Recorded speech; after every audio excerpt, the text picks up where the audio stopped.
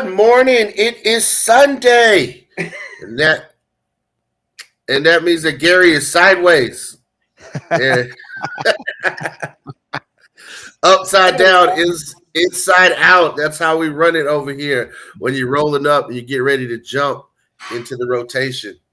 Oh man, I was not ready for that. Oh.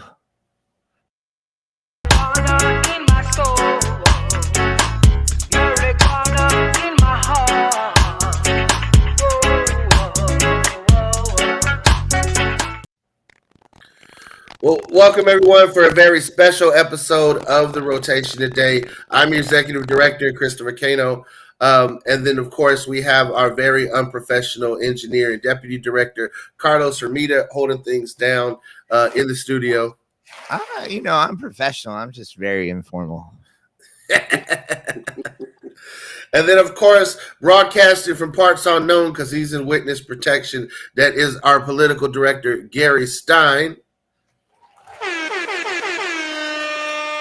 Thank you. I am not telling you where I am. And before I introduce our special guest, I do want to take a moment to recognize that this is a memorial episode for a friend of the rotation, someone who's been on this show, and that's Rhory Gould. Rhory was a friend of the show. Rhory has come on actually on a past episode for a memorial for another friend that we had.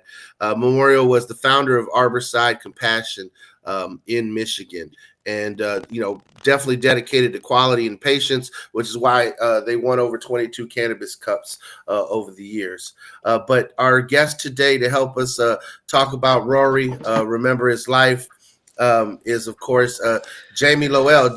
Carlos, let's kick it over to Jamie over in Michigan. Hey, Jamie. Jamie, welcome to the rotation. How you doing today? Okay, I guess he can't hear us. Jamie, you on, buddy? You good? I can't hear anything. No? Okay. All right. Well, Carlos, let's come back to Jamie. All right. I think his last name was spelled Lowell. Yeah. What? Maybe that was the reason. I'm thinking you misspelled his name. Now, while we have a few moments here, I just want to make a point about this fascist clock setting that happens every year this time of year. They talk about springing forward, so you have to actually move the damn clocks in the middle of the damn night. I think what they need to do is in the fall, we need to change back the clocks at 4 o'clock. And for that, nope, it would be 5 o'clock. At 5 o'clock. So at 5 o'clock, it goes back to 4 o'clock again. So we'd have 2 420s. Otherwise, I don't see any reason why we have to do this. Well, I like what you're saying there, man. So, I could smoke 2 joints back to back, right? But only on one day. Only on one day? I don't like this anymore. So the clocks go back at 4 o'clock. Got it. 2 420s. I dig that. And this was all started by Benjamin Franklin, who was a well-known pothead at the time. That's why he got so many women in France.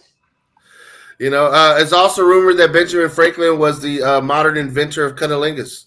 He wrote many books on it. He did? He actually did write a book on it, Carlos. What an interesting guy. Holy crap. Well, he spoke many languages, and he said one of them was called cunnilinguistics. He's one of the few founding fathers that didn't have slaves, right? Or did he have slaves? Well, that's because he was in Pennsylvania. Yeah. If he was from Virginia, things might have been different. Yeah. Well, at least he didn't have them, though. Just because it was illegal to have them in the state he was in. That's it's there's a lot of black people with the last name Jefferson. And Washington. Not exactly a lot of Franklins. I know a few Franklins. A few Franklins. There goes my theory. Yeah. I know even one Stein, so.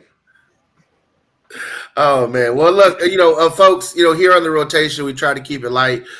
We try to bring levity and comedy to things. But today really is a somber day in remembering Rhory Gould. Again, like I was saying, Rhory was just a man dedicated to patients and to making sure that they had access to quality medicine.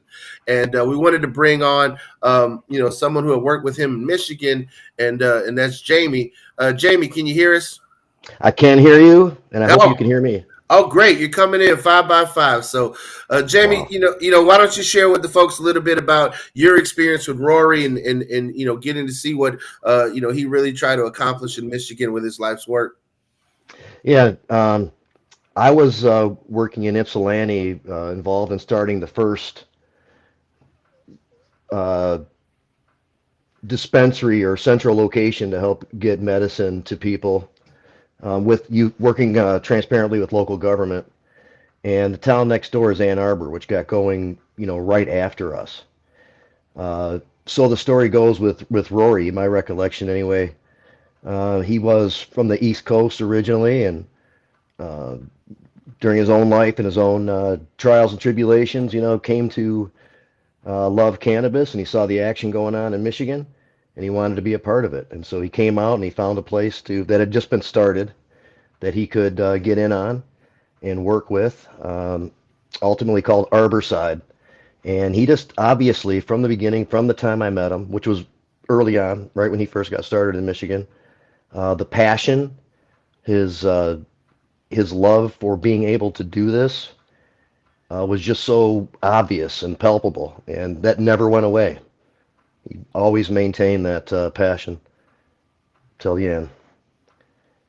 And I was really happy to be a little bit part of that journey with him.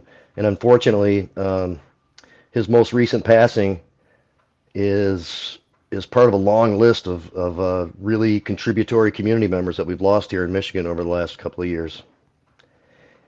And we'll be giving him tribute too at the next Hash Bash coming up at April 6th in Ann Arbor.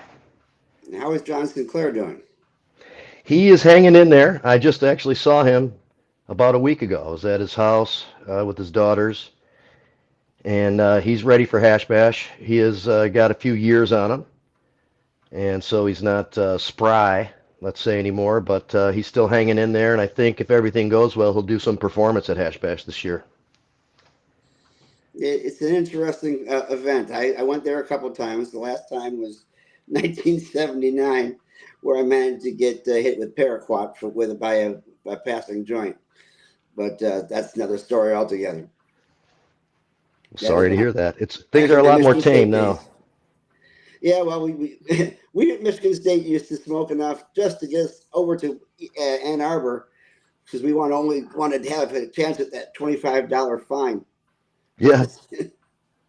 It was $5 back when you were there. It turned to 25 in the 90s. It was only $5 up until then. So I was going through clips of the Bobby Platshorn episode to pull up a clip for Rhory later. And I found out something interesting. He actually lived in Florida for a little bit, right? Yeah. He was down there. Yeah, at the end. Yeah, pretty close to Platshorn, huh? I never visited him down there, but I had him on I had a show. I haven't done it for a little while now, but I've had him on the show from there a couple of times. He's sitting in his pool in Florida on the show with us, and he hung out with Bobby Platshorn a lot, as you guys probably know. You're a lot of fishing. I know. I got the feeling revisiting that Platshorn episode that Platshorn had an idea for how cannabis should move forward, and a freedom behind the plant, right? And he, through Regulate Florida, through Normal Florida, did the best he could to enact those dreams. Can you tell me a little bit about Rhory's dream for Michigan, and kind of tell us about like what the movement needs to do in order to commemorate Rhory in the future? Does that make sense? Yeah, I think I can, hopefully anyway, do a good job of giving Rhory's perspective a little bit. I might be a little biased, but go for it, buddy. He was always really supportive of a lot of the things that were in motion by those of us who kind of maintain a balance of advocacy, activism, and business.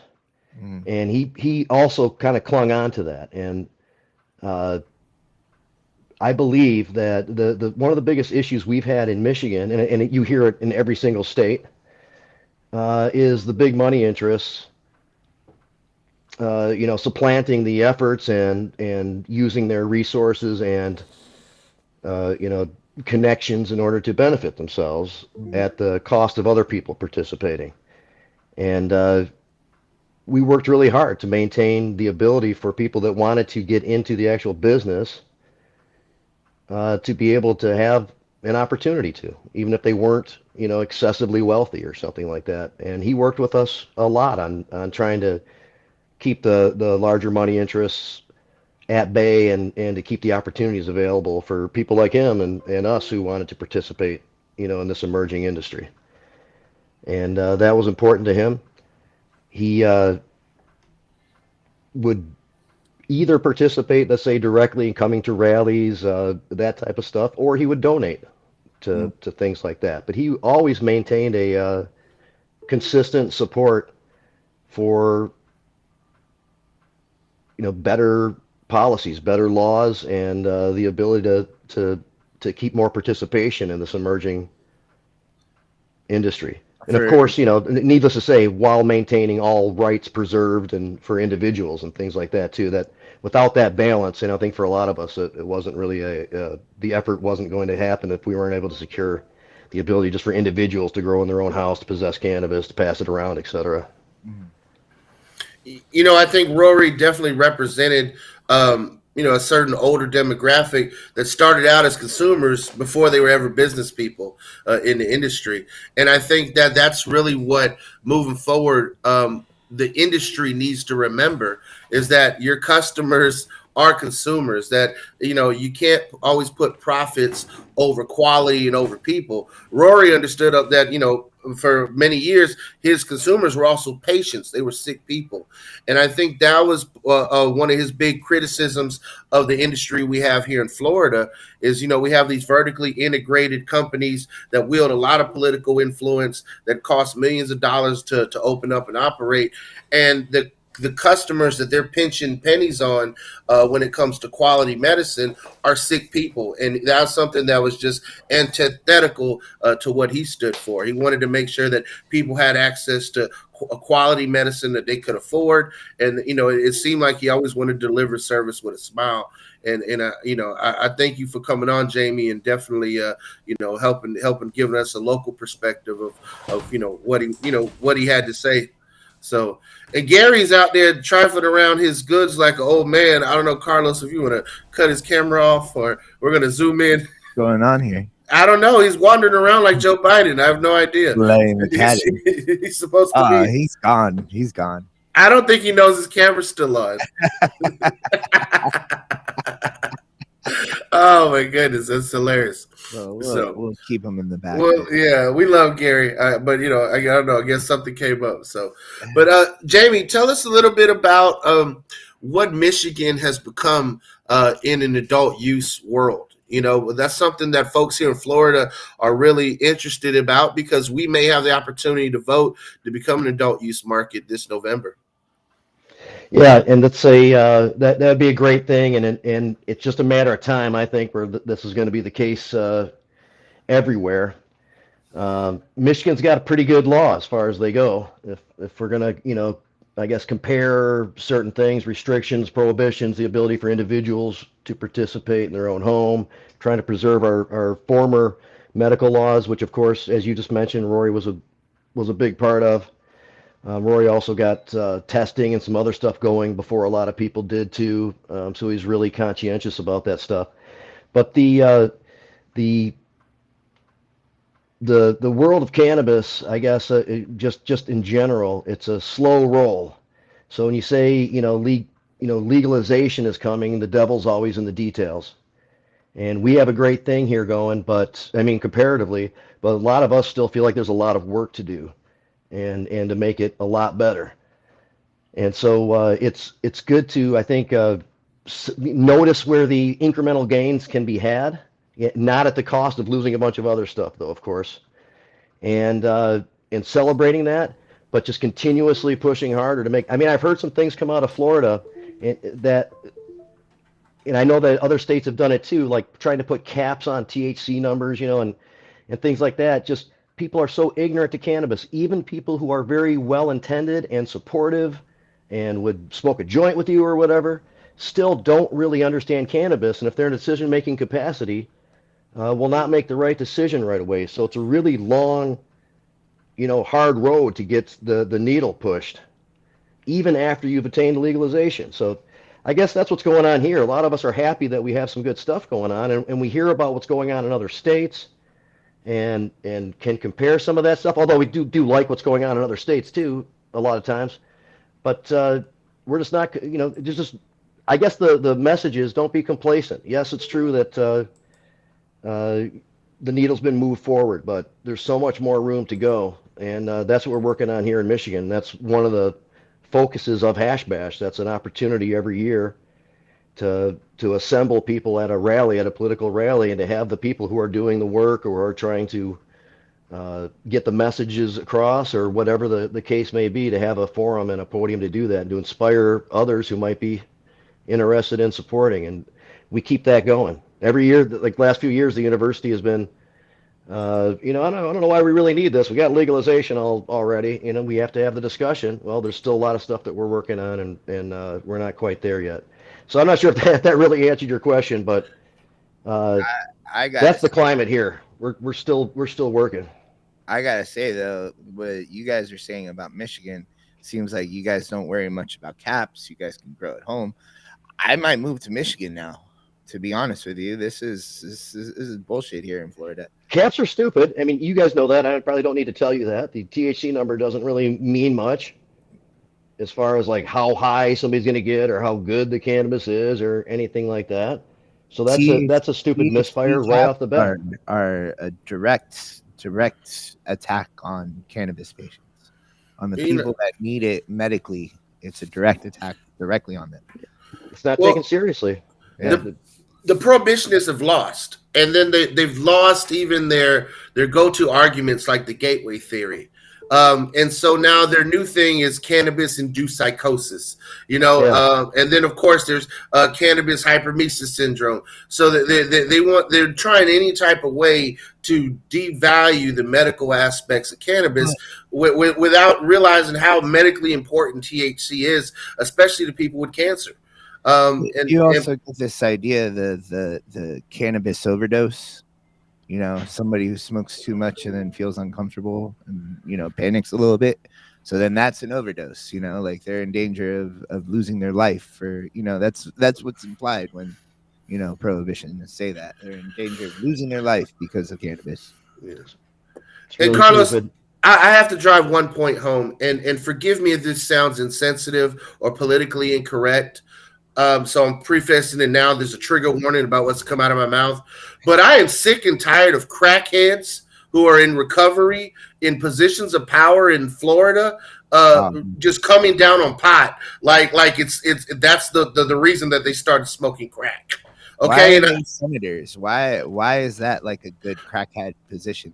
I don't know why Democrats keep electing crackheads to be senators, but it's just the Democrats because the Republicans clearly elect cokeheads and pillheads, but the Democrats are like electing crackheads, and I don't get it. But if you're a former crackhead and you're in recovery, by all means, keep your negative opinions of pot and stop, espousing it around like it's the end of the world because you had an addiction issue.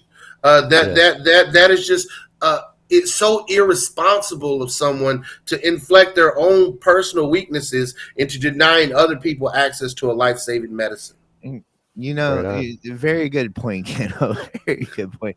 And that's honestly what we have to deal with here in Florida, Jamie. Like, I have a feeling that it comes down to this right here in Florida, that we voted for a constitutional amendment, right? More than how many 70% of the population want one adult use at this point, right? It just comes down to the fact that we vote in bad lawmakers, right? We vote in people like DeSantis and Wilton Simpson and all these horrible, horrible lawmakers, right? I imagine you guys have better lawmakers up there. That must be the reason why you guys progress better than we No. do. Is no shit. No. Michigan's a battleground state, Carlos. They got shit lawmakers like we do too, right? Yeah. So the composition of it right now, I guess, is not so bad. They're not that interested in moving cannabis forward that heavily. So it's kind of a neutral zone right now. But traditionally, we've had lots of really bad lawmakers, and the only reason we got medical passed, ironically, is because the big money interests were able to convince them to do it, and in a way that would, benefit that small group of people. So the only laws for cannabis that passed through the legislature, I shouldn't say the only, but the major changes in cannabis laws in Michigan that have come through the legislature, which was the commercial medical program. It's the only one that came through the legislature. The other ones were by the people, getting petition signed and putting it up for a vote. Very cool. Well, Jamie, I had a quick question. As we're doing this compare and contrast, one of the things that we're seeing in other states that has to do with, like you said, continuing the fight is this issue around parental rights and whether or not your kids can be taken away from you, or the fact that you use cannabis can be used against you. And the reason I bring it up is because we have been supporting parental rights in Florida. Our bill didn't get a hearing this year. In Virginia, they passed it, and the governor has vetoed it. So, in Michigan, can your status as a medical marijuana user or an adult use cannabis user be used against you? If you're a pregnant woman and you test positive for cannabis, are they taking babies away in Michigan like they are in South Carolina? Well, it can, and it has, but it doesn't so much anymore.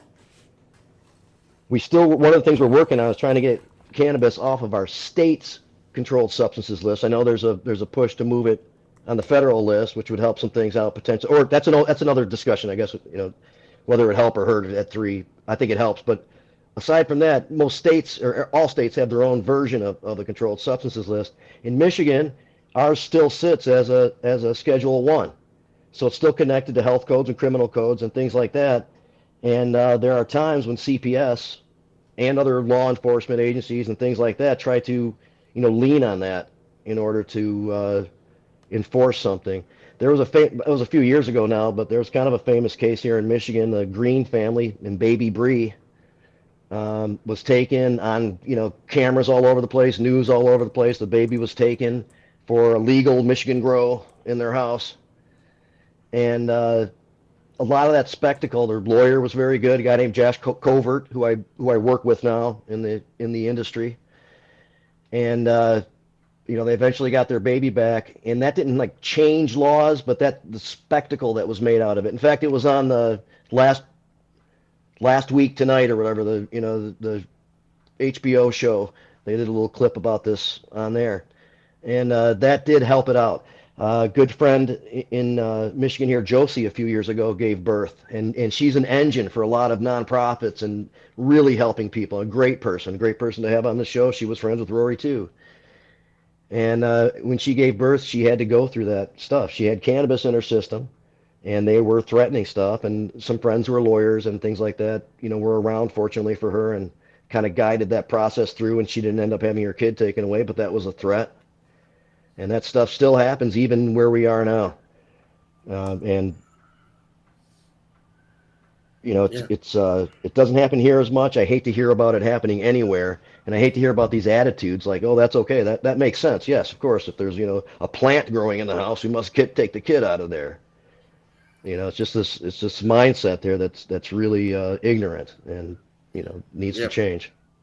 Well, this whole save the kids attitude is one of the reasons why we've seen a crackdown in Florida on the hemp industry, as a matter of fact.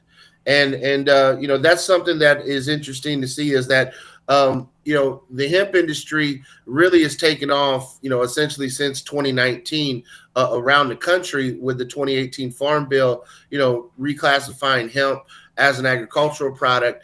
And what you see is, hemp-derived cannabinoids being sold in various places. And of course, you see, a crackdown on this in different states because multi-state operators want to be the only ones that can sell intoxicating cannabinoids. And so I was just wondering, have you all seen this same battle that we've experienced in Florida, that we've seen in Maryland, Virginia, Arizona, that we've seen across the country, in Ohio and such? Have you seen that in Michigan, or is the hemp industry pretty much been left alone by your legislature? No, they made an amendment at one point that all like the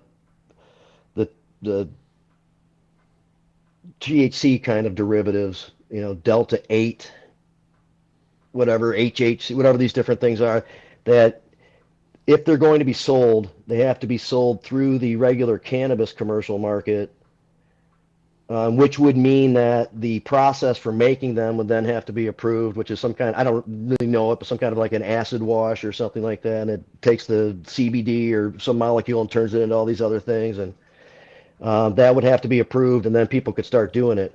Nobody's done that yet. People still make it, and you still see it all over the place or whatever, but nobody's done the commercial license side of getting a method approved and then starting to put out stuff that's Delta 8. And I wouldn't expect that. I mean, some of those things might turn out to be good. I remember when Delta 8 was a lot more prevalent before they made this amendment. There were people that would say, I kind of like that. It's not as intense for me. I like it or whatever. So I think if that's the case, that people should be able to use it. But I always thought that like the real thing's available, so all these derivatives and different like variations on the theme and stuff in our regular commercial market probably aren't going to be that popular. And I think that's the case.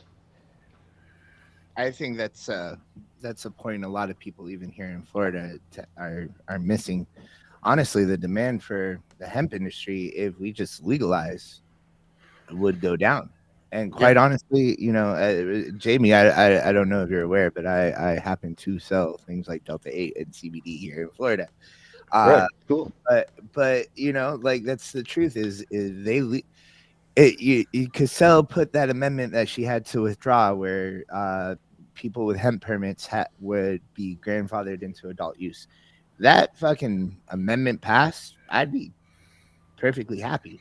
You know what I mean? Like if I could have the freedom to be part of the adult use market, if I could take Chillum and make them adult use dispensaries, I wouldn't give a shit about him.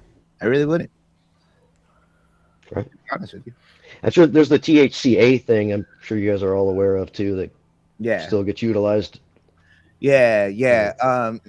Really getting like there's a lot of crackdown here in Florida. It's actually part of our statute that's not allowed. So, but people still do it. Yeah. So, guys, unless Gary wants to chime in, I would like to play a clip from Rhory during the Bobby Tuna episode and kind of take everything back to Rhory and tribute to him. Just to let you guys know, though, the way I got it set up, people can still hear you if you talk. So okay, so I'll mute. We'll mute while you play the clip. Make that clear. All right, cool. All right.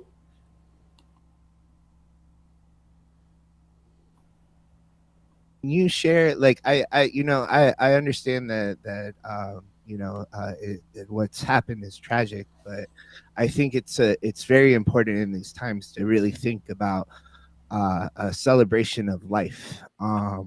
Yes. What do you think is the best thing about Robert Platshorn's life? What did his life give to you? It showed me a lot because Bobby was behind bars for so long. And when he came out, he still had a smile on his face. Me, I'll tell you straight out, if I did the time that he did, I would have been bitter as hell. And he was not bitter one bit. Never really mentioned that. I mean, he told me all kinds of stories, and they were funny stories that happened while he was locked up, But for him, to finally get his freedom, he actually flew out. We flew him out to Seattle. This was 2014. And he just joined our crew. And it was such a happy time when he got out and he was free of having a parole officer to talk to all the time. He told me stories about that, how his first parole officer was a good guy. Used to let him travel, so Bobby would hit all those, high times events in California. But then that parole officer passed away, and then he got some.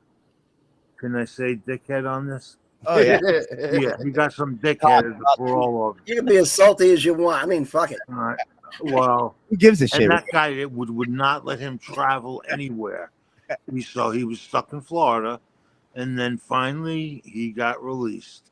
And the second he got released, he was on a plane, and he made it out to Seattle, and he had a great time there. We had a great time there, and that's Bobby having a great time. Yeah. Whether he was free or not. I don't know, because he's never told me about any get-togethers he had in prison, but I'm sure he did. Yeah, I think you're right, Rhory. That magnetic social personality of Bobby's really, I think, carried him through to a great extent for all those years. Mm. He became an expert Italian cook, and he got kitchen privileges in prison and would cook. And what did he call himself? Almost like a consigliere for the Italians in prison. He was making connections inside and outside. And in all the stories, I never heard Bobby complain about anything. Mm-hmm. He was always positive and always thinking about what's the next best thing we can do? What are we going to do to push this forward? What are we going to do? Always positive and always, that love of people and wanting to bring people together. Mary, you give me this visual of Bobby cooking, in the prison, like I've seen in Goodfellas. Yeah, chopping up some garlic. Nice garlic, very much talking about, hey, how are we going to legalize this marijuana when we get out of very here? much so. And over the last few years, we'd be on the phone sometimes, and I might be cooking, and he'd say, "Well, what are you doing? What are you cooking?" And I tell him, and he'd correct me. No, that's not the way you do that.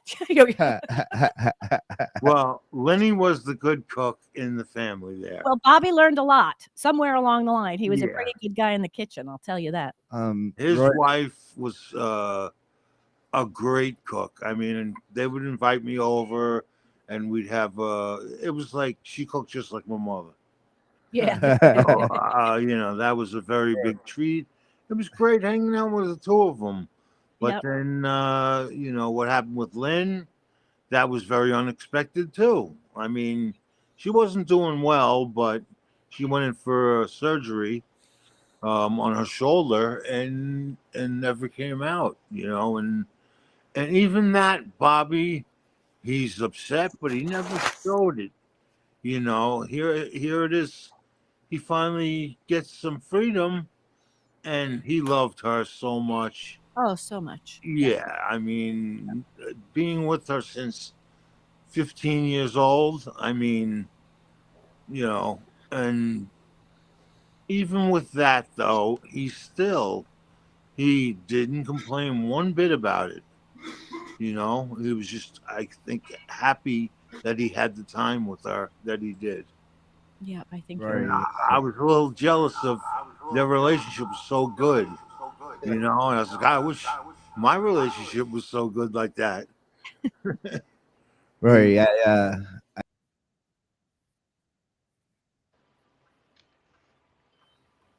Wow. Rhory definitely, was, as you said, definitely a friend of the show, and he was a friend of Robert Platshorn, who's your memorial show we were showing that clip of. So that was also cool to see. Yeah, I appreciate it. Yeah. And Carlos, I think I heard somebody like dying from a dab in the background on your shop in that clip.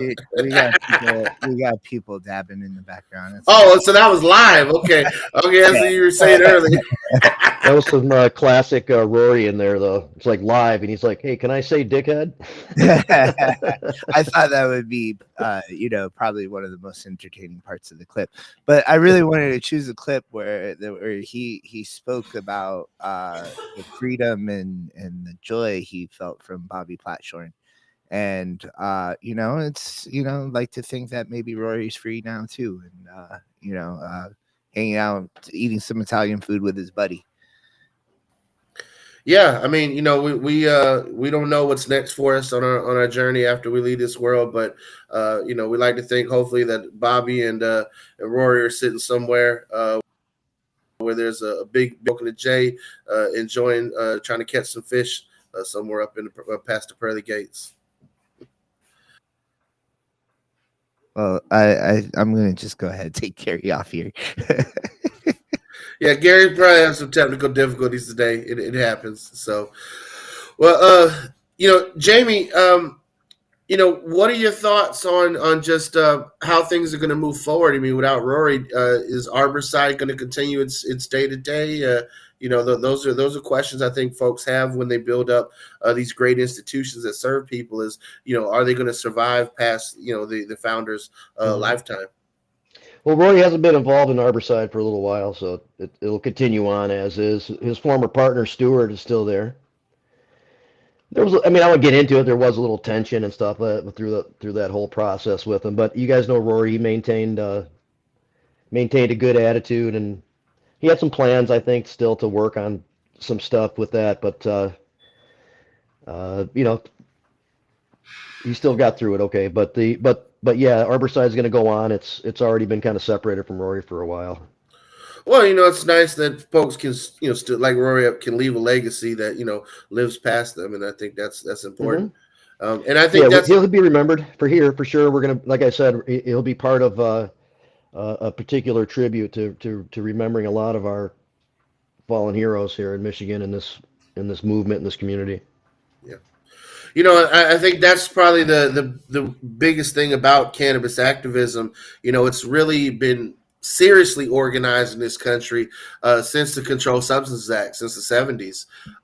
But now you think about those people who were activists and fighters in their youth in the 70s are now getting up there in age. They're in their 70s and 80s now in their modern era. And, it feels like we as Gen Xers and millennials and even Gen Z, now that we're adults, have a duty to continue on that work because it's not done. In a lot of ways, it's only halfway done. 25 states have adult use, but prohibition still exists. And then even then, it's not like it's regulated like lettuce, right? Prohibition still exists on limits on possession, limits on growing. As you talked about, they're still trying to limit THC content. So the battle is far from over. The war is not won yet. And so that's why we need more folks to get involved. There's a QR code in the top left corner that says become a member. For folks watching, you can scan that with your cell phone. And then you can, become a member of Suncoast Normal and get involved with us. You all have an awesome event up there in Michigan, the Hash Bash. Jamie, tell us more about how the Hash Bash started. And, you mentioned that you explained to city leaders why it needs to continue. Yeah, so you guys brought up John Sinclair earlier, and he's the reason the Hash Bash goes on today. This will be the 53rd Hash Bash this year. Started in 1972. And the background to that is John was arrested for passing 2 joints to an undercover. It's known as 10 for 2 because he eventually got sentenced to up to 10 years in prison for that. There was outrage by a lot of people. John had made himself known by then. He was kind of a cultural icon, a trouble. He calls himself, like, they viewed him as a troublemaker, and so there was some targeting going on a little bit. But there's outrage over this, and a lot of famous people came out. There was a huge rally at Chrysler Arena where the University of Michigan basketball team plays. And John Lennon, Yoko Ono, Stevie Wonder, I mean, the list goes on. We're all there. And John finally got out. Well, he got out a couple days after that huge rally, I guess. I'm encapsulating this a little bit too. And he still continued to fight his case.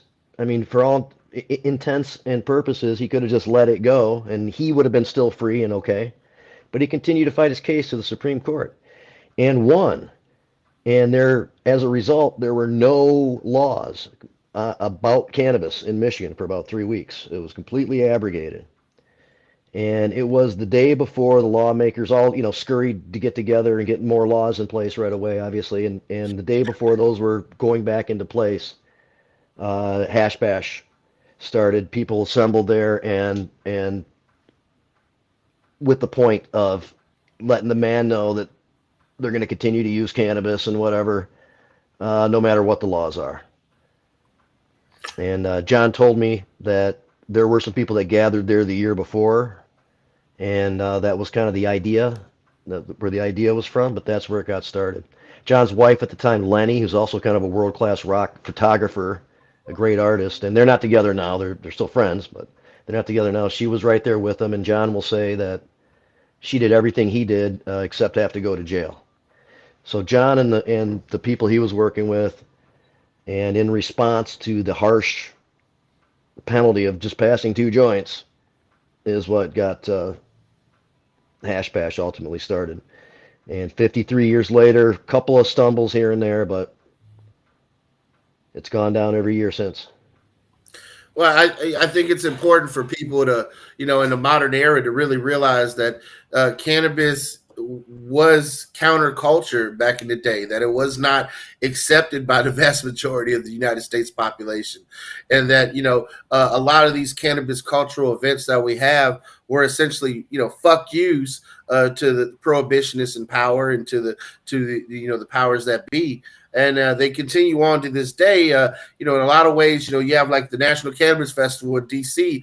You never think that in a nation's capital where cannabis is still a Schedule 1 drug, you would fill up RFK Stadium, full of potheads. But this is the type of things that we have now. And I want folks to remember that of where these things come from is that it wasn't always an accepted thing where you showed up. It wasn't always a commercialized thing where, tickets are being sold. It was people getting together and smoking J's and protesting injustice the best way they know how. And that's by, firing up when that's the one thing that they didn't want us to do. So. These kids nowadays don't know how good they I can tell you that the 78 Hash Bash had a lot of folks there. Yeah. Yeah. Tell us, Gary. Tell us about Hash Bash 78. You were there. Yeah, I was. Yeah, he's talking about 52 years. Wow, the Hash Bash. Now you're making me starting to feel old. But yeah, we used to, I went to MSU. We used to hang out at U of M, go to the Sigma Alpha Mu chapter there and rag on them for a while, like we used to really pound down on Ohio State. Sorry about that, Dr. Barry. He was also a Sigma Alpha Mu out that way. But we had a damn good time. And I was so shocked that the things we used to hide to do in the dorm rooms were out there in the open. I mean, we figured the stairwells were basically for using cannabis. Never the room even, because you had the RA coming. But all of a sudden, here was this open air area, and we did. We had a good time. Unfortunately, like I said, someone got me into a rotation with a joint that happened to have paraquat on it. And I had a couple of my fraternity brothers and other friends were coughing up blood that night. And we got this nice little ad in the paper saying that if you think you had paraquat, send us a sample of your stash to the U.S. government with a self-addressed stamped envelope, and we will send you the results back to let you know if you had paraquat in your joint. Of course, none of us fell for that. I thought it was a very brave attempt to see how much the government thought we were stupid. But we did not fall for that. I've never seen anything with paraquat on it, so that must have worked. This story is news to me, and I really appreciate it. I kind of try to be a little bit of a historian, on Hash Bash to a degree, and that's one thing I've never had heard about before. Yeah, the ad was in the local MSU newspaper. And the fact that the government would say, hey, if you think you had some paraquat, send us that whole thing. That's additionally interesting. Exactly right. And I was very lucky to have not gotten the full dose of possible symptoms. I still have chronic bronchitis to this day. And I always have to carry around atomizer because I got scar tissue in my lungs. And it was just one of those things that the Carter administration was okay with. and the Ford administration, as a matter of fact. And I don't think it really went away for a long time. They tried to destroy all the domestic crops as well as the northern Mexican crops. And I'll grant you, we didn't have the kind of stuff we have today. I'm still concerned about the safety of a lot of the cannabis that comes out of the provisionaries over in Michigan and the MMTCs down here in Florida. But there, it was the wild, wild west, and we always assumed safety, which is a dangerous thing to do, I would suppose, in the long run. But that was not on our mind at the time. Did you notice that? Man, in Michigan right now, the testing is somewhat strict, and the process has flagged, products and taken them off the market potentially. But there's never been an issue. This has all been preventative and just in case and that type of stuff. But we've never had any issue to point to, fortunately. Gary, I got to think maybe that's a cultural thing. Y'all baby boomers did cast caution to the wind on a lot of things. You think about the sexual revolution, you think about, climate change, and it's like, boomers worried about safety never seemed to be an issue. I mean, you guys didn't use condoms, right? No, the condoms were widely available. Didn't always necessarily use them, but then again, that was prior to HIV poking its nasty head around. So that wasn't so much of an issue. What an issue was, of course, was availability. I mean, look at all the different strains out there. I still don't know why the hell they have a strain out there called Super Boof, but that's another topic for another story. But we had Acapulco Gold, we had Panama Red, we had Thai Stick, we had Mexican Brown. And that was essentially it. And then this thing creeping in was called Sensimilia.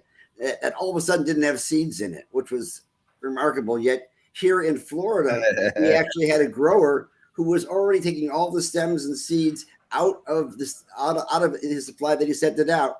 And that was, of course, Donnie Clark, who developed the strain called Mayaka Gold, which was down here in Manatee County that he grew in submerged 55-gallon drums in a swamp with a huge canopy over it to make certain that nobody rained down on him. Of course, he did get caught and sent to prison for life and was pardoned, or his sentence commuted rather by Bill Clinton. But he actually had vacuum sealed bags of cannabis with no seeds in it whatsoever, which was really interesting at the time. I thought it was very forward thinking. He told me it was the reason that he didn't want anybody to steal his genetics. That's why he took the seeds out. Nobody could grow what he was growing. But now, forward-thinking guy. These things have changed dramatically. I am interested, though, in the Michigan market and how the provisionaries are doing in regards to adult use. I'm not going to call it recreational. I'm trying to get away from that so we can get away from people saying, yeah, you guys are using recreational stuff just to get high. Well, yeah, I went through that here in Michigan, and I did stand up for the adult use term for a long time, but it just after a while and after so much widespread use of rec or whatever, it's just now kind of the common slang without much extra baggage, though. But at certain stages of development of these issues in different states and stuff like that, that stuff is always really important, I think, too. So it just kind of got out of hand here after a while, but doesn't seem to be much of a negative connotation to it anymore. Michigan had a bit of a rocky start, though, when it came to a switch over to adult use. For one thing, the fact that they're allowing all the communities and townships to opt out if they wished. And so there was a lot of areas that opt out. Yeah, that's another story. So, I mean, just very, very quickly, I was one of the drafters of the what's now called the MRTMA, the legalization law in Michigan. And it was a local option. It was written as a local option bill. Didn't necessarily like that, but we did. There was a lot of kind of expensive studies that were done and that type of thing, and decided that we get a few extra points if it's a local option bill. And so that's how it was written. The concept that, and so it was written that each place had to opt in if they wanted the store, if they wanted commercial activity. Of course, individual rights can happen all over the place, so that doesn't matter, but if you wanted the commercial activity, you have to opt in. Somehow the department that was created and charged with running stuff decided that if they don't opt out, then that means somebody can just come in. And it was never written like that. It was never intended like that. It was a weird interpretation, but that's what, anytime there's a new law out there, it's going to get interpreted in some way, and it might not be in the way intended, and that was the case here. And so they would make these places opt out, or else somebody else could come in, and that was never really a thing. It happened once, I think, that I know of in Wayne County, but it happened after, ironically, a Wayne County judge didn't allow somebody else to do it. So the whole thing has been really strange as far as that goes, and that's what cannabis is about. There's a lot of people that have a lot of different ideas of what it is, and meanwhile, there's a reality there that has a lot of layers of complexity, and not everybody's hip to that, even if their intentions are good. So decision making isn't always the best, and it doesn't take somebody who's against cannabis to make a bad decision. So if you bought recreational cannabis from a provisioner over in East Lansing, and they went to Holt, which I think it opted out, and they have a recreational law, could you get arrested? No. You still can possess cannabis wherever you are. You could have that company from the town over deliver it to your house in that town. And that's what we tell some of these places. Like, it's not like it's not here. It's just that you're not gaining you get a share in tax revenue if you have retail stores in your city or town. Do you have a lot of smoke shops that are using the hemp-based cannabinoids? That happens, but not as much. I have to ask. It used to happen a lot more. But it's a big issue right now here in Florida. Because of the fact that we were sanctioned down to only 22 licenses. Of course, every license can have as many dispensaries as they want, which is why Trulieve has about 146 now, 150. Yeah, I don't like stuff like that personally, but yeah, but it really did restrict the ability for the industry to grow. And so the smoke shops, the CBD shops, like Carlos's, took on the Delta 8, Delta 9, NTHCA flower and things of that sort as a way of expanding the market when they were excluded prior to that. And of course, the MMTCs struck back, and they put in a bill this last session to ban all those products for everybody except for the MMTCs, which strangely is kind of like the same thing we have with our adult use bill, which basically allows only the MMTCs to sell recreational, and nobody else can come on. Yeah. I mean, the big money interests tried to do every single thing like that here, just hasn't been able to, capture all of the market for themselves. There's been a lot of us that have tried to get in the way of that whenever that's tried to happen. But every system is different, and how hard or easy it is to get, people to lean one way or the other is different. What avenues are available to affect change are different. So, it's coming. It's just going to, I guess my caution, not for you guys in particular, but for people that are getting excited about it and want to get involved in advocacy or help to push this through, is that it's a it's a game of incremental gains, and it's sometimes it's really frustrating, and you're stuck having to do stuff like that. I shouldn't say like that's a bad thing, having stuff available for people where they don't already have it, but it should be just okay. It should just to be able to do it, and people who want it should just be able to have it. But you have to go through all these hoops and take these huge risks over this thing that isn't really an issue, but it's just been vilified and demonized for so many years that it's viewed to be something else that it's not. One of the just the core messages we try to give lawmakers here, and it might take a little while to get some familiarity with cannabis or understanding of it, or not seeing a bunch of bad things happen for a couple of years, or something like that. But just try to get right to the crux. Say we want to treat cannabis as it is. Evaluate it for what it is, and then treat it like that. We don't need to do all this extra, just bunches of shit that goes on with it. And of course, the history of that, and the war on drugs, and cannabis being the low-hanging fruit, and all the families that have been destroyed, and things taken, and imprisonment, and pets and people shot, and all that kind of stuff. That's over this. Mm-hmm.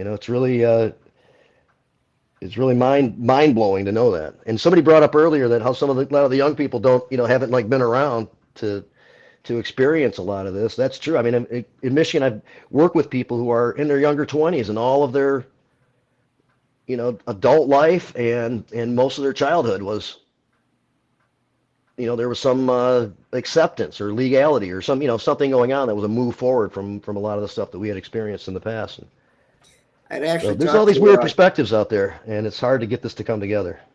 I think there was a time in the cannabis movement as a whole where it was kind of, it was expected that you were going to have something taken away from you. You know what I mean?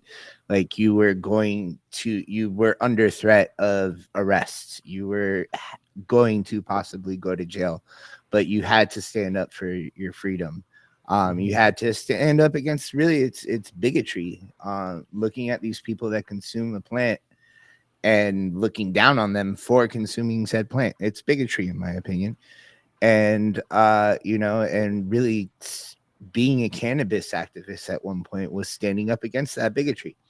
So nowadays it's like, yeah, whatever. I smoke a little weed. That's cool. But, the kratom's better. I feel like, the people nowadays, they don't look at it as it's as cool, as they used to. I think the last time we had like a real marijuana celebrity was like Wiz Khalifa, which is now, I think, kind of like an old school rapper at this point. We haven't had any like popular celebrities like Seth Rogen come out with a bunch of stoner movies lately. So the kids really take it for granted. They don't think it's a big part of their culture. They think cannabis is a normal thing. Yeah. It's something that dad does, So if you go to Hash Bash, it takes place on a university campus. Oh, yeah. And there's a few, but it's not filled with college kids. Yeah. Everybody's noticeably older, and so a lot of college kids are like, that. We already did this, or just don't have a concern for it, really. Like I said, a few, but mainly us older folks are in that crowd. We need a cool cannabis celebrity nowadays, Carlos, I'm glad you mentioned that. I'm actually on National Normals Advisory Board Revision Committee, and that has been my go-to. Is like, hey, I mean, it's great that Willie Nelson and Woody Harrelson and Ann Druyan, who's Carl Sagan's, widow, sit on the advisory board. It's great that Tommy Chong sits on it, but Tommy's 83, Willie's, 92.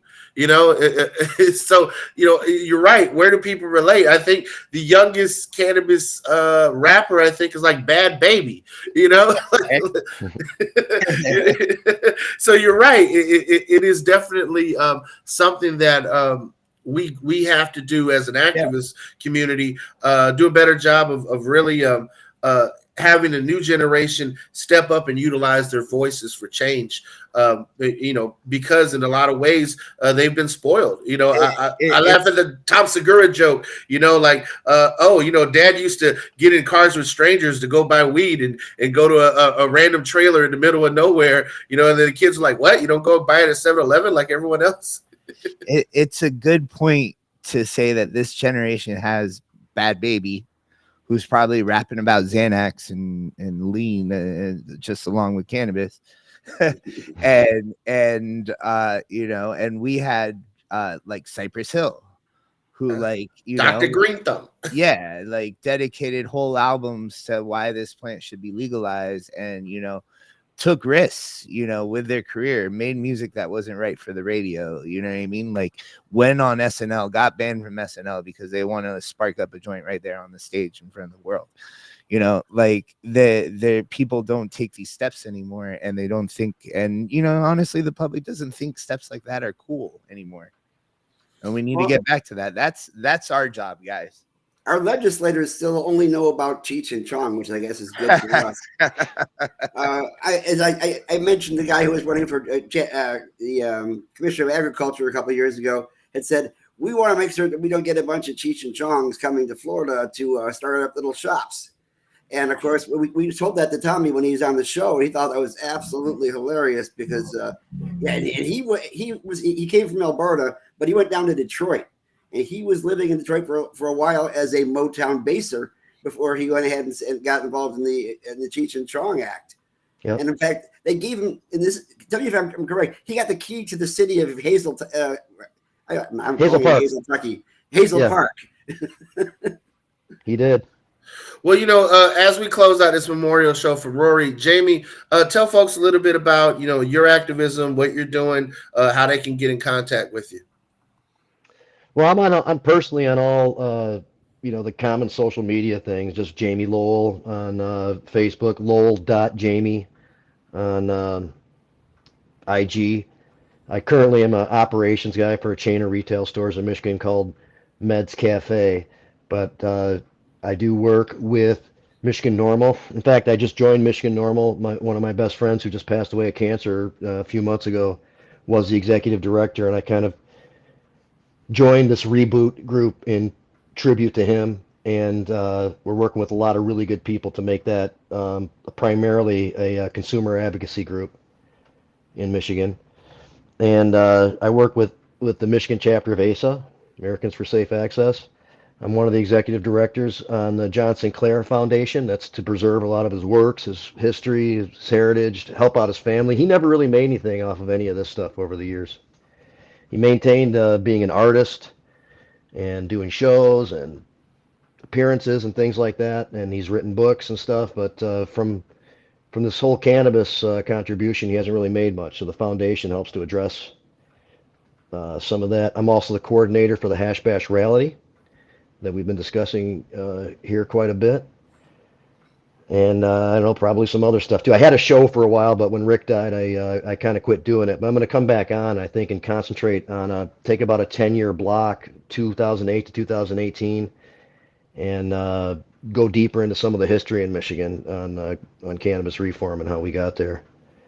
And I'll come back doing something like that. But that's, I guess, in a nutshell, that's me. I started, I think I mentioned it earlier, I started the first, place in the at least locally recognized store in Michigan in 2009 with a group of people. And Daryl and Daryl Stavros and Anthony Freed, and they're still in this industry now too. This was, whatever that was, 15 years ago. I think when I was at the Vegas thing over in 2018, I sat down with Mark Passerini, who's the Zen of Cannabis over in Ann Arbor, and asked him if there was going to be any cannabis consumption lounges in Michigan. I know that you have some rules and regulations involved in there, but I haven't heard of anybody being successful at it. Are there any up and coming cannabis consumption lounges in Michigan? I keep on hearing about them, so they are allowed, and there have been a couple. I was involved in a little bit with one up north called Kalkushka that didn't pan out. It was a cool concept, but didn't pan out. There was one in Hazel Park that you just mentioned that eventually got used for some special events and stuff a few times, but it also couldn't figure out a way to sustain.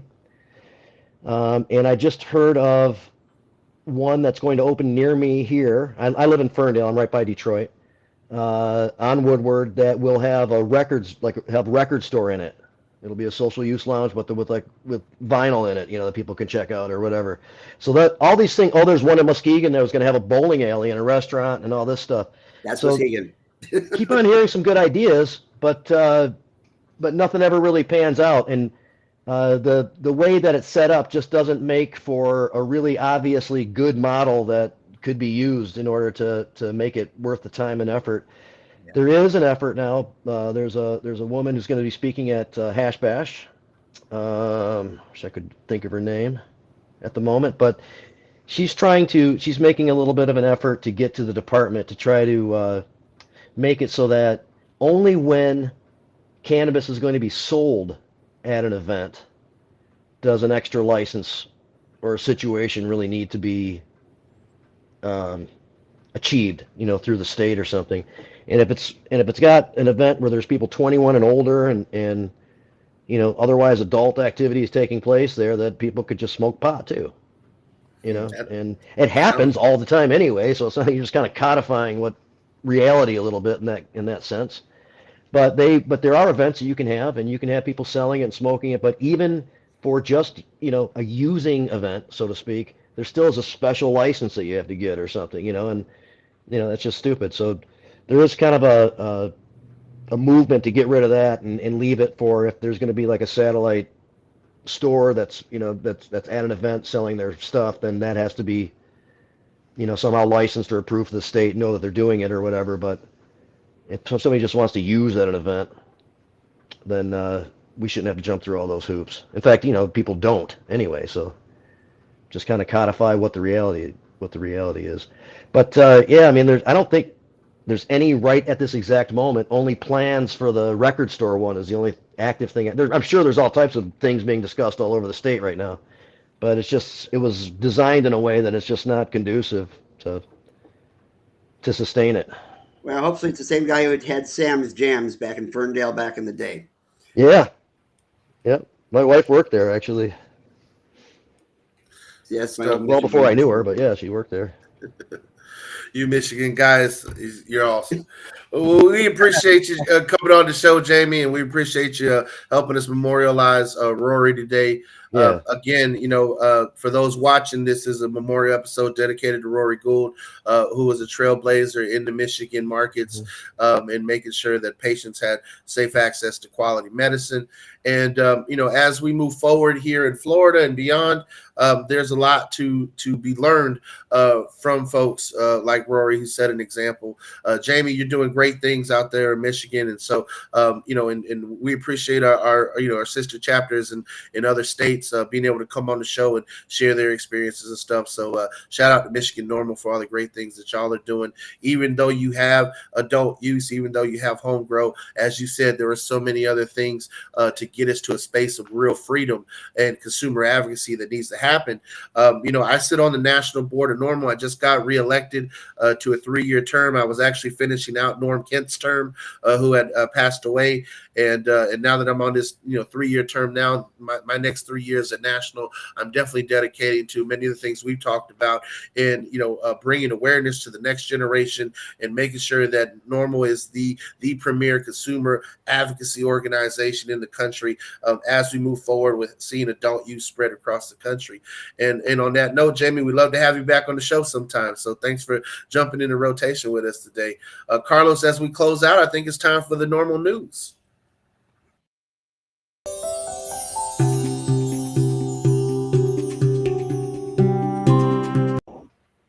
So let's look at a recent survey of medical cannabis products that have come out that are increasingly used to treat symptoms of endometriosis. Endometriosis patients frequently report using cannabis preparations to alleviate their symptoms, according to survey data published in the Journal of Obstetrics and Gynecology. Australian researchers surveyed 192 women with a history of cannabis use and endometriosis. 63% of respondents said that they had received a doctor's authorization to use cannabis-based medicinal products. Under Australian law, physicians may authorize cannabis products to patients unresponsive to conventional prescription treatments. Most respondents use THC-dominant products, and consistent with other studies, patients reported symptom improvement following cannabis treatment, including better sleep, less pain, fewer bouts of nausea, and reduced anxiety. So moving, for those of you women out there who are experiencing this very painful and debilitating condition, totally recommend that you get out there and based on this data, utilize medical cannabis. In Florida, of course, you're going to need a recommendation. You can visit our website, suncoastnormal.org. We partner with Marijuana Doctor to make sure that patients have access to reliable medical cards. So you can visit our website and just click the link there if you need to get your medical card. Moving on, a recent study showed and debunks the fact that potheads are lazy. So adults with a history of marijuana use engage in exercise and other physical activities at rates comparable to non-users, according to data published in the Journal of Preventive Medicine Reports. Researchers affiliated with the University of Texas and Ohio University compared exercise patterns in a nationally representative cohort of cannabis consumers and non-consumers. They reported no significant differences between the two groups in their frequency of strength training or general activity. However, cannabis consumers were more likely than non-users to walk for exercise. Shocker there that you want to take a walk, smoke a joint, and see nature. So that being said, that does go one step further to debunk the lazy pothead myth that we have out there. Next, I'd like to talk about is a study coming with data published in the Journal of Pain and Symptom Management. Most palliative care professionals say they are uninformed about medical cannabis issues. For those folks who are nearing hospice and end of life things, cannabis can bring a lot of relief, especially to terminally ill patients. However, most physicians specialized in the hospice and palliative care believe that they are inadequately prepared to counsel patients about the use of medical cannabis, according to the survey data published in the journal. Harvard researchers surveyed 123 hospice and palliative medicine fellows regarding their familiarity with medical cannabis, and consistent with prior surveys of healthcare professionals, most respondents, being 71%, said that they were insufficiently informed to discuss medical cannabis options with their patients. Surveys of nurses, pharmacists, and clinicians and other medical professionals have yielded similar findings. What does this mean? That the American medical educational establishments and institutions are doing a very poor job when it comes to educating future doctors and nurses on the medicinal value of cannabis. And that is something that we need to change. That's actually something how Carlos and I got connected together, was just educating the general public on it. The fact that our doctors are falling short on it is very sad, and that our medical schools need to do better. So moving on to some political news. In Hawaii, both chambers of their legislature have advanced legislation regarding adult use marijuana market and to expunge past convictions. The Senate members approved SB 3335, which establishes regulations governing the use, sale, and home cultivation of marijuana for adults. Members voted 19-6 to send the legislation to the House, where it has historically met resistance. Prior to the vote, members approved some amendments to the bill to address various concerns raised by advocates. However, the legislation continues to include provisions that many reformers oppose, including an imposition of unscientific THC blood limits for drivers, as well as increased penalties for minors who possess any quantity of cannabis. Senators also approved legislation SB 2487, which reduces penalties involving possession of marijuana up to 15 grams to a fine of only $130 as a non-criminal offense. A similar bill in the House, HB 1596, which reduces penalties involving cannabis possession up to 1 ounce or other marijuana-related paraphernalia to only a $25 fine, also continues to advance in its respective chamber. In the House, members approved 1595, which facilitates state-initiated expungements for those with misdemeanor marijuana convictions. Under existing law, only those convicted of possessing 3 grams of cannabis or less are eligible for expungement relief. Moreover, those eligible must petition the courts themselves in order to have those charges vacated. If enacted, this estimates that over 30,000 individuals will be eligible to have their convictions expunged. So shout out to lawmakers in Hawaii for getting it together and getting it done correctly. As we move forward with the end of legislative session in several states this spring, we are seeing some developments, mainly talking about Virginia. State lawmakers have advanced several bills amending their state marijuana laws to the desk of Republican Governor Glenn Youngkin. Among these is Senate Bill 696, which provides a pathway for those currently incarcerated for marijuana-related felonies to have their sentences modified. There are approximately 400 people in Virginia in prison for marijuana violations, according to their Department of Corrections as of 2022. House and Senate lawmakers also approved bills amending the state's child neglect statute so that the use of cannabis by a parent or a child's guardian is no longer considered to be prima facie evidence of a crime. This is something that we've wanted to do here in Florida. Of course, the bill didn't get any hearing, and we do not believe that cannabis use makes you a bad parent, okay? The bill states that a child should not be considered abused or neglected solely because the person responsible for their care lawfully consumes cannabis. It also provides that no parent or guardian should be denied custody or visitation rights based solely upon their cannabis use. Also, understand that last year, Maryland's Governor Wes Moore signed similar legislation into law that took effect on July 1st of 2023. Additional legislation, HB 149, SB 391, advanced to the governors of Virginia's desk that expands the state existing law, which restricts most employers from taking adverse employment action for an employee's state legal use of medical cannabis products to include explicit protections for public employees. Public employee protections is something that we've sought for medical marijuana patients with Suncoast Normal for the past 5 years. And unfortunately, we didn't get a House sponsor this year. It didn't move anywhere in the Senate, didn't get a hearing again. All three of these measures, in addition to separate legislation regarding the regulation of the retail sale of marijuana adults, now await action from Governor Glenn Youngkin. If the governor takes no formal action after 30 days, these bills become law without his signature. So technically, he does have a political out in that he doesn't have to veto these. He doesn't have to sign these. He can essentially just let them become law, and let the political will of the people's representatives be done. Historically, he has expressed little support for legislation liberalizing the state's marijuana policies, but hopefully the governor will do the right thing. If he's not going to sign it, just leave the legislation the hell alone and let the people's representatives make this law and bring Virginia into the 21st century when it comes to cannabis. Seeing a swing state, even if you want to call it a Republican state like Virginia's, which is ironic because both the legislatures are controlled by Democrats, the governor, of course, being a Republican. We can see something similar in Florida in the next election where you might see a Democratic governor and Republicans controlling both houses. Who knows? Things remain to be seen. But the fact is that in the grand scheme of things, politicians can do right by the people and be progressive on cannabis reform, even if you're conservative. Again, this is not a red issue. This is not a blue issue. This is an issue of green. This is an issue of a plant that grows on God's green earth. Is it dangerous? No, it is not. It's actually the most medicinally available plant that humans have used for 12,000 years. You can see evidence of it dating all the way back to ancient China, okay, and beyond that.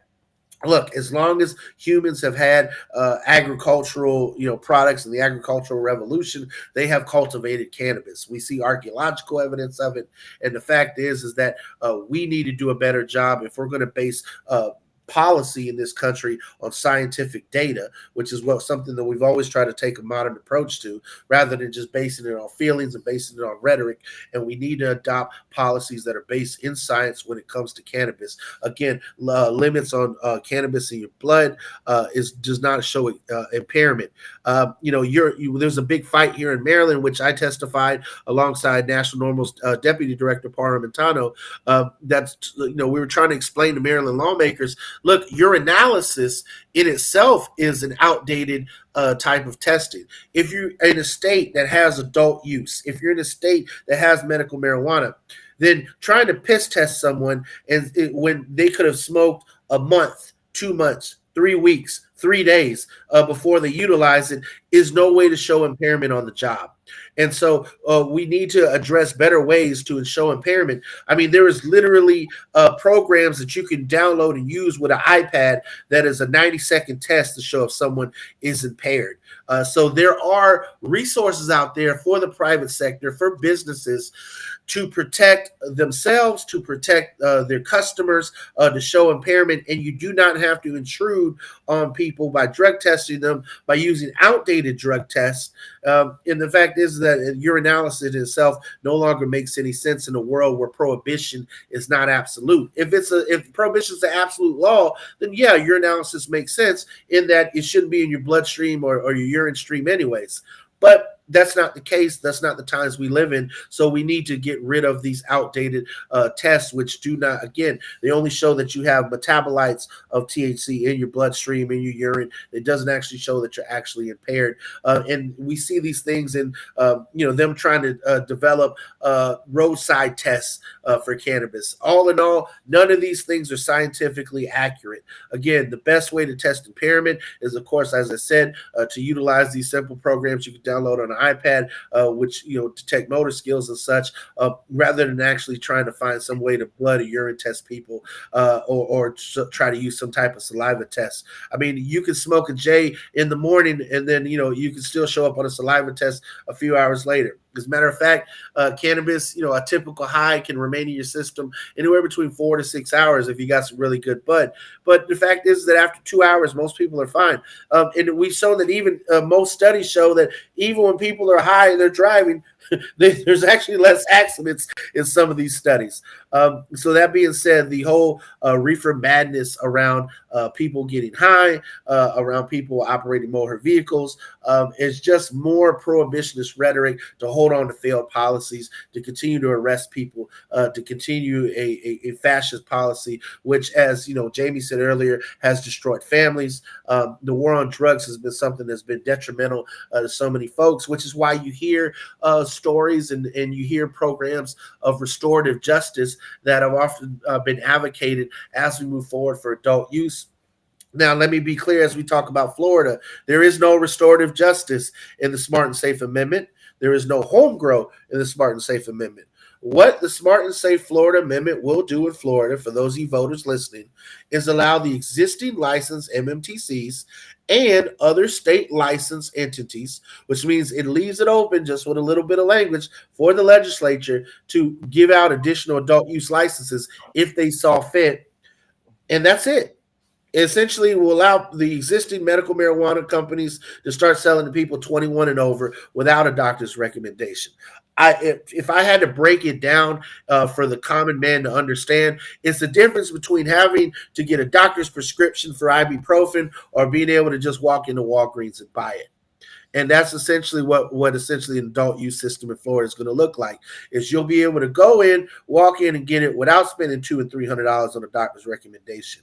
Now you might ask yourselves, well, great, what's that mean? Well, understand that in Florida we don't tax medicine, so medical marijuana is not taxed. Adult use marijuana will be taxed. And that's going to be the difference. So you're going to pay for it one way or the other when it comes down to it. Also, one thing I did enjoy about Colorado in its bifurcated system is that medical patients do have access to additional products that are not on the adult use market. And they also have their own separate lines, so they don't have to wait in those long lines around the building in a lot of ways. And I've seen that in numerous other states as well that have both medical and adult use. In Florida, I'm fully advocating for, and we at Suncoast NORML fully advocate for keeping the medical system intact. And beyond that, we want to expand it. Gary wrote an amazing bill that hasn't gone anywhere the last couple sessions. And again, we want to see the expansion of qualifying conditions. We want to see the protection of parental rights. We want to see an end to medical discrimination and making sure you're not kicked off an organ transplant or kicked out of your nursing home for being a medical cannabis patient. We want medical cannabis patients to be able to utilize their medicine in healthcare settings in a hospital. Not saying you should be able to smoke up a joint, but you shouldn't be denied edibles or other concentrates that you can take orally, or topically in your medical treatments while you're in the hospital. These are all things that we're going to continue to advocate for. We're going to continue to advocate for the right to grow it at home. If the Republican legislature doesn't want people having it in their houses, we will continue to advocate for state-regulated grow facilities that people can still grow at and get support and growing the best quality medicine for themselves. There are a lot of different things that we can do in this state to protect our patients, to protect our veterans who use this, and to those lawmakers who say that we're parading around veterans for political purposes. I just like to say, don't you dare thank a veteran for their service and then deny them access to health care and deny them access to this life-saving plant. And for some way you think that you're doing a service to our veteran community. That being said, I'm looking forward to having some veteran advocates come on the show in the coming weeks. And we do appreciate all the hard work that our board at Suncoast NORML, our board at National NORML, and all of our fellow NORML chapters around the country continue to do. I'm going to leave you with this today. We cannot do this without you. And we need you to become a member. And I got one great thing for you. If you sign up for a VIP ticket to our upcoming Best Blunt in the Bay rolling competition, or if you sign up to become a judge, you will get a 1-year membership to Suncoast NORML. And so save the date. Our rolling competition is Saturday, April 13th at Chillum in Ybor City. That's right. Chillum Ybor is hosting the Best Blunt in the Bay third annual rolling competition. We have a space for judges, individual rollers, and team events. I'm really excited for this. It's a cash prize for the winners. There's some amazing consolatory prizes and great glass. They'll be available for the runners up. But again, the best blunt in the Bay rolling competition coming up April 13th at Chilla Ybor. Sign up today. Let's get it done, and let's have a great time that all benefits the great cause. And that's with all proceeds going to legalize it. And that's the I normal have a very news. special prize for anybody in the freestyle portion who can roll a blunt that looks somewhat like Ron DeSantis. I think everybody would like to smoke Ron this one. It would just look like a meatball. Or a big asshole. Hey, Ronnie, we do want to say one thing. Some of your more conservative constituents are in the hemp industry, and they do want you to veto the hemp crackdown bill that we're seeing. This is your opportunity to be a hero, dude. Don't be a meatball. Make it happen. Well, there's the vape ban bill, which we really haven't spoken quite a bit of. But like the idea of the bill is to ban flavored nicotine vapes, but apparently the language would ban things like 510 threaded batteries from being sold in vape shops and things like that. So it's a very restrictive bill. It actually, something like it passed in 2020, and DeSantis just went ahead and vetoed that. So the idea is that since he's got a vape ban and a hemp ban, he might go ahead and veto both of them. And it's pretty obvious, like what went down in the House, that they worked very hard to squeak this guy through. You know what I mean? Like to squeak this bill through, the hemp bill. So it's pretty obvious that the people of Florida don't want these bills to go through. This is the legislator acting on their own through corporate interests. So we'll see what the governor does. But if that does not go down, there will be lawsuits. Oh, well, you can be assured of that. Yeah. All he has to do is veto it. You got a line item veto. If you want it, just take the couple lines out. Keep those nice little protections for the kids, which don't really protect the kids. I mean, face it, kids are not afraid of shapes. they won't refuse a gummy if it's a square, But that's the bill. Gary, you got anything to say before we end it? Be sure to join Suncoast Normal so you can join us in this fight. And be sure to send Ron DeSantis a very nice letter. Tell him you would like him if he vetoes the bill, because he doesn't like it when people don't like him. So that means that if you go ahead and send him an angry letter and call him a meatball or call him a pudding handle or whatever you want to call him, he's going to ignore the letter. So make it nice, make it poignant, make it happen. And bye, everybody. Later.